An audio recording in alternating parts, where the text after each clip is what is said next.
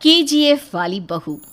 निर्मला जी के बेटे सुमित की शादी नव्या के साथ हो गई और निर्मला जी बहुत खुश थी क्योंकि बहू रानी दिखने में बहुत खूबसूरत थी और नेचर भी अच्छा था।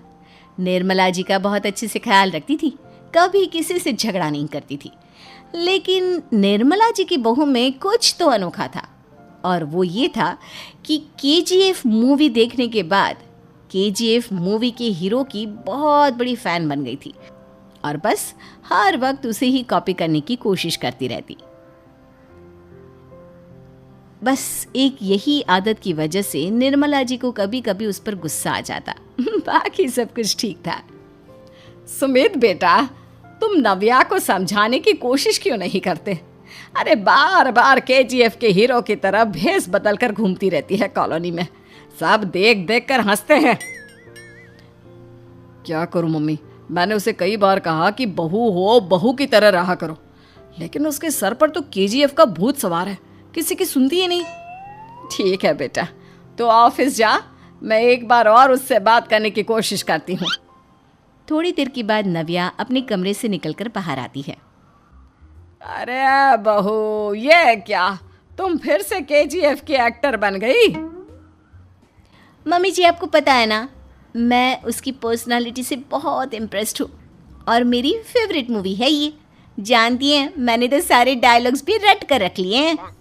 अरे बेटा, लेकिन थोड़ा बहुत समाज की भी तो परवाह करनी पड़ती है ना। तुम इस तरह घूमती हो, सब लोग क्या सोचते होंगे, थोड़ा तो डरा करो। मम्मी जी, डर होना चाहिए और दिल में होना चाहिए, वो अपन के नहीं सामने वाले के दिल में होना चाहिए। अरे तुम फिर से केजीएफ के डायलॉग मारने लगी। अरे पता नहीं कब समझोगी। डोंट वरी मम्मी जी, मैं अभी आपके लिए गर्मा गर्म कॉफ़ी बना कर लाती हूँ, उसके बाद आपकी सारी टेंशन रफू चक्कर हो जाएगी। कुछ दिनों के बाद। नव्या कहाँ हो तुम? मैं यहाँ हूँ। अरे क्यों इस तरह केजीएफ का हीरो बनकर घूम रही हो? कभी तो मेरी बीवी बनकर रह लिया करो। छोड़ो ना सुमित। अच्छा बताओ, मुझे आवाज़ किस लिए दे रहे थे? क्या बताऊँ यार, मेरे बॉस ने मुझे इतना काम दे दिया ना, पूरी तरह से परेशान हो गया हूँ। ऐसा लगता है ऑफिस नहीं युद्ध पर जाता हूँ। अरे बेटा, परेशान क्यों होता है? ला, मैं तेरा सर दबा देती हूँ, दुखी मत हो, काम तो सबको करना ही पड़ता है। लेकिन मम्मी, ऑफिस में आजकल बहुत काम रहता है, थक जाता हूँ मैं। जानता है बेटा, जब तू छोटा था ना, तो मैं ऑफिस और तुझे संभालने का सारा काम करती थी, तब मुझे भी ऐसा ही लगता था।